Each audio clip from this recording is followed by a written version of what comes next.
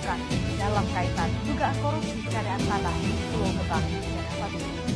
Komisi Pemberantasan Korupsi menjerat 5 tersangka kasus dugaan korupsi pengadaan lahan di Rorotan, Jakarta Utara. Kejaksaan Agung menetapkan 6 orang sebagai tersangka dalam kasus dugaan korupsi terkait tata kelola komoditi emas sebanyak 109 ton PT Antam. Bantah dugaan praktik pengoplosan Pertalite menjadi pertama.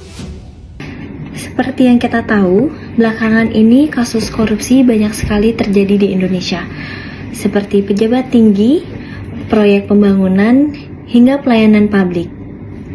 Korupsi bukan hanya mencoreng nama bangsa, tapi juga merugikan masyarakat luas. Korupsi adalah penyalahgunaan kekuasaan atau pejabat untuk keuntungan pribadi atau kelompok.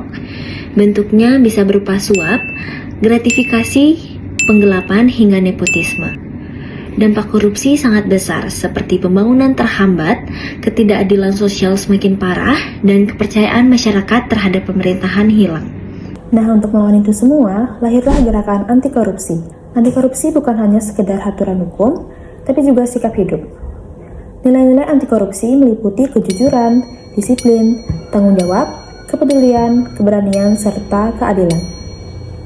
Gerakan ini bertujuan untuk membangun budaya yang bersih, transparan, dan adil, agar kepercayaan masyarakat kembali tumbuh. Lalu, bagaimana caranya mencegah korupsi? Pencegahan korupsi bisa dimulai dari diri kita sendiri, seperti berperilaku jujur, hidup sederhana, dan berani menolak gratifikasi. Di masyarakat, kita bisa ikut mengawasi jalannya kebijakan, serta melaporkan bila ada penyimpangan. Sementara di institusi dan negara, pencegahan korupsi bisa dilakukan melalui transparansi, tata kelola pemerintahan yang baik, serta sistem pengawasan yang kuat. Korupsi bukan hanya tanggung jawab pejabat, tapi juga tanggung jawab kita semua.